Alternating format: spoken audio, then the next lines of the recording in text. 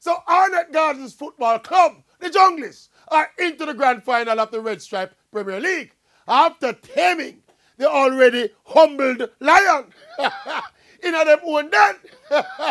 So Arnett have now kicked out the teeth of defending champions Montego Bay United, winning the deciding game in Mobay's backyard. And then now, they have proceeded to smash in the face of the regular season champions Humble Lion, also winning the decisive decider in a Humble Lion backyard. And remember now, Arnett was the 6th place team in the regular season standings. So the argument will continue that this is the injustice and the unfairness of the playoff system, that the team, which was the 6th most consistent team for the season, the playoff team that was closest to the relegation zone, can just turn up and beat up the defending champion, so and then beat up the number 1 ranked team, so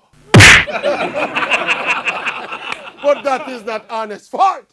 Junglies handle them business. They look not just the most talented team in the league, but the players are playing like the hungriest and the most inspired players in the league. Right now, the PLCA and the PFAJ are smiled from ear to ear to see Arnett Gardens in the final, because that name big crowd and cash money. So either one of UAFC or Portmore United, any one of them survive the other semi-final, it will be a humdinger of a final, just like the quarter-final was against Montego Bay United and like the semi-final was against Humble Lion. As long as Junglies involved, what do you think will happen? Humdinger! What did I do? What do you think will happen?